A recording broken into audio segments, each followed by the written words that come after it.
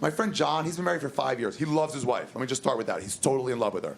I saw him do this once, where he cracked open a beer and held it out for his wife, and she didn't see it. Her back was turned. For 3 seconds, she didn't see it. I want you to see how long that looks like. It looks like this. That's it. And she didn't see, so he goes, I'm holding a fucking beer!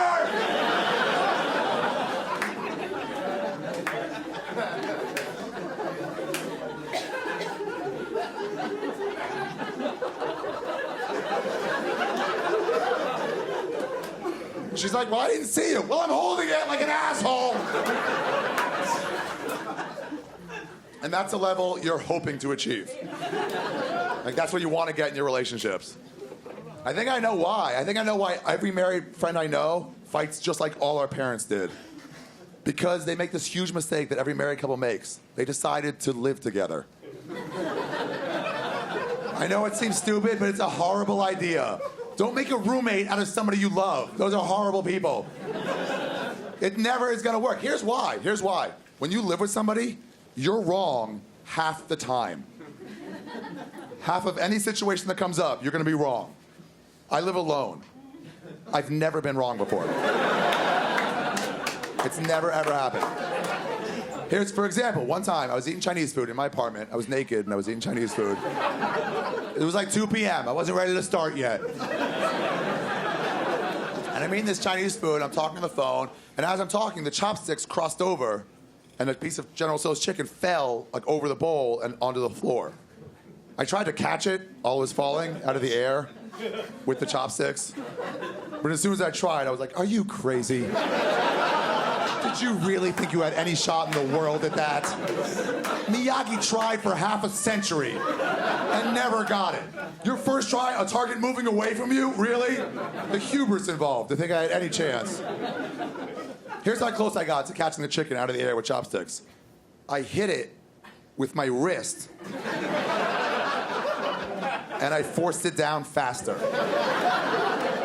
That's how close I was. As soon as I tried, I was like... So I was like, all right, I gotta get that chicken. But I was on the phone, so I was like, I'll get it when I get off the phone. But then I talked for like another 30 minutes, and then I got call waiting, and that call lasted 45 more minutes. And then I got late, and I had to leave. So I quickly put some clothes on, then I left, and I came back like 10, 11 hours later, and I'm running to the bathroom, because, you know, as soon as you touch your keys to go inside, like you've had to pee like you've never had to pee before in your life. What is that? Where you're like, oh, I'll be in 1 second? Nope, maybe 5 seconds. Just make it way harder to go in now. Fucking idiot bladder. You can't wait 10 seconds? So I get it open, I'm running to go to the bathroom, and I saw the piece of chicken was like still on the floor there. And I was like, ah, crap, I gotta get that. It's been there all day. That's really disgusting.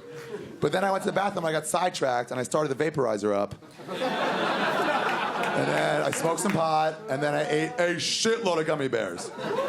Like a totally unhealthy amount of gummy bears having I ate. And then I got tired from eating all those gummy bears, you know? Because the texture after a while, it really wears you out.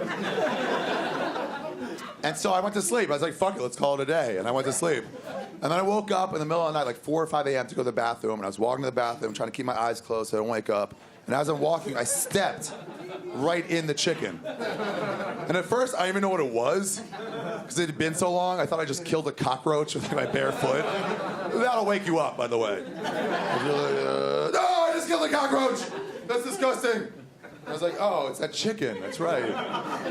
It's been there for like a day and a half. That's really disgusting.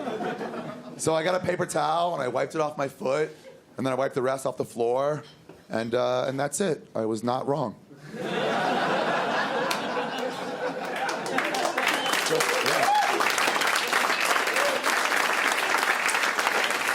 Just some stuff that happened one day. That's all it was. But now, try telling that same story. Try telling that same exact story and change one detail. Add a wife to the story. See how far you get in that same story. See if you get all the way to the end where you get to smoke pot and eat gummy bears and go to sleep. While chicken is lying on the floor. See if you get that far. You won't. First of all, you're not going out with chicken lying on the floor. First of all, you're not eating naked in your own goddamn house like a man. You gotta put clothes on like a chump.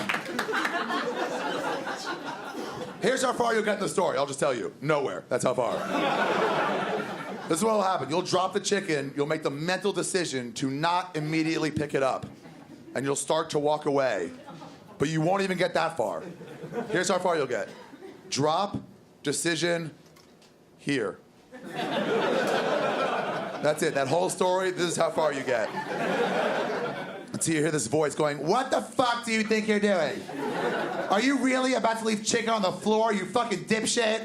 What the fuck is wrong with you? Are we animals? Do we live in a fucking barn? You fucking monster. Pick up the goddamn chicken. You're 6 years old. What the fuck is wrong with you? And you'd have to be like, no, I'm sorry, I'm not 6 years old. We don't live in a barn. I apologize for leaving the chicken on the floor. I should not have left it on the floor. That was a mistake on my part.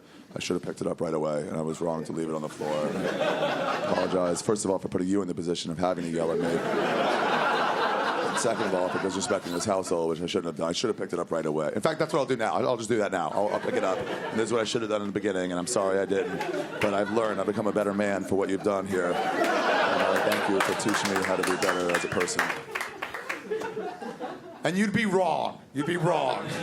And it sucks to be wrong. Nobody ever likes being wrong, ever. I'm a pretty open guy, and I've never once said to somebody, hey, thanks for correcting me to my face.